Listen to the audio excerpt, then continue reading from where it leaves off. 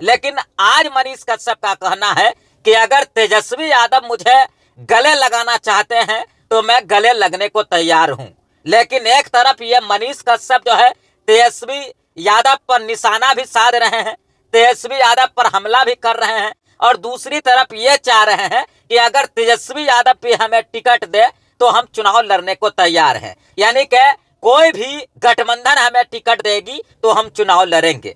और मनीष कश्यप का ये कहना है कि बिहार का क्या हाल है, बिहार का जो हाल किया है वो नेताओं ने किया है, तो ये भी नेता बनकर, ये ईमानदार नेता बनकर जो है बिहार को संवारना चाहते हैं। यानी मनीष कश्यप खुद करप्ट नहीं होंगे, ये क्लियर कहना चाहते हैं। तेजस्वी यादव से ये कह रहे हैं कि मुझ पे जो आरोप लगा था उन आरोपों में मैं बरी हो चुका हूं, वो मैं जेल से रिहा हो चुका हूं, अब मैं जो है से बाहर आ चुका हूं, तो क्या तेजस्वी यादव मुझे गले से लगाएंगे? लेकिन मैं जानता हूं कि तेजस्वी यादव हमें गले से नहीं लगाएंगे, क्योंकि वो झुकना पसंद नहीं करते हैं, चूंकि वो लालू प्रसाद यादव के बेटे हैं। लेकिन बिहार के विकास के लिए जो है हम तेजस्वी से भी गले मिलने को तैयार हैं। दोस्तों, बिहार का एक बहुत ही चर्चित यूट्यूबर है जिसका नाम है मनीष कश्यप। शायद आप लोग मनीष कश्यप को जानते ही होंगे। मनीष कश्यप वर्तमान में जेल से रिहा हुआ है, जेल से बरी हुआ है, और जेल से आने के बाद जो उसकी एक्टिविटी है वो अब यूट्यूबर वाली नहीं है, पत्रकार वाली नहीं है, मतलब कहें तो सीधा सीधी जो है वो अब एक नेता है। मतलब नेता की तरह सभा करना, भाषण देना, जगह जगह घूमना, और अब जो है मनीष कश्यप ने चुनाव लड़ने का जो है से ऐलान कर दिया है। यानी कि मनीष कश्यप लोकसभा 2024 का चुनाव लड़ेंगे।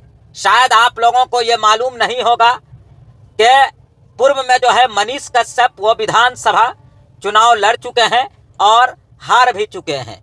अभी उनका जो काम है वो आप देख रहे हैं। पूर्व में जो उन्होंने काम किया है एक यूट्यूबर के रूप में, एक पत्रकारिता के रूप में, वो भी आप बखूबी जान रहे हैं। हालांकि यह सबका अधिकार है कि वो चुनाव लड़ सकता है। ऐलान करना या फिर बोल देना ये कोई बड़ी बात नहीं है, चुनाव लड़ लेना भी ये कोई बड़ी बात नहीं है। बड़ी बात है कि जनता उन्हें एक्सेप्ट कर पाती है या फिर नहीं करती है। पिछली बार मनीष कश्यप चुनाव हार गए थे, विधानसभा का वो चुनाव था, और इस बार जो है वो लोकसभा चुनाव लड़ने की तैयारी में है। यानी कि मनीष कश्यप ने पूरा मन बना लिया है कि इस बार उनको लोकसभा का चुनाव लड़ना है, क्योंकि उनका कहना है कि जब हम जेल से छूट कर आए हैं तो जेल से छूट के आने के बाद जो है मेरी लोकप्रियता बढ़ रही है, लोग मुझे चाह रहे हैं, लोग ये चाह रहे हैं कि ये बिहार का बेटा कुछ करे और जो है ये चुनाव लड़े। तो एक तरह से इनका ये कहना है कि जनता इनको चुनाव लड़वा रही है।